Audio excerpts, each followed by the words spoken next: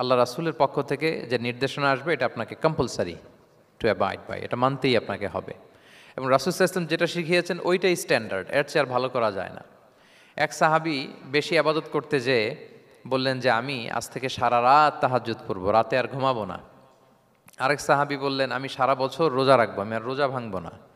আরেক সাহাবী বলে আমি আমার স্ত্রীদের কাছে যাব না, আমি সন্ন্যাসী জীবনযাপন করব।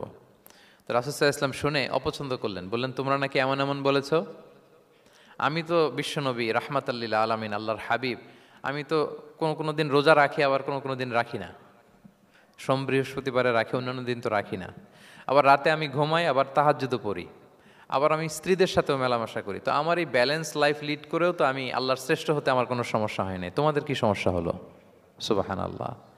দেখেন, ইসলাম খুব ব্যালেন্সড অ্যাপ্রোচে বিশ্বাস করে, ভারসাম্যপূর্ণ জীবন বিধান। তার মানে রাসূল সাল্লাল্লাহু আলাইহি ওয়াসাল্লাম যেটা শিখিয়েছেন ওইটাই স্ট্যান্ডার্ড। আপনি কি রাসূল সাল্লাল্লাহু আলাইহি ওয়াসাল্লামের চেয়ে বেশি মুত্তাকি হতে পারবেন? বুঝে থাকলে আওয়াজ করে বলুন, আল্লাহ রাসূলের চেয়ে বেশি বুজুর্গ হওয়া সম্ভব? মুত্তাকি হওয়া সম্ভব? আল্লাহওয়ালা হওয়া সম্ভব? তিনি যেটা শিখিয়েছেন ওইটাই স্ট্যান্ডার্ড। তাহলে প্রথম দিক নির্দেশনা হচ্ছে আল্লাহ আল্লাহ রাসূলের চেয়ে বেশি বোঝা চলবে। ওনারা যে নির্দেশনা দিয়েছেন সেটা মানলেই জীবনের সুখ, সেটা মানলেই কি? এক নম্বর গাইডলাইন।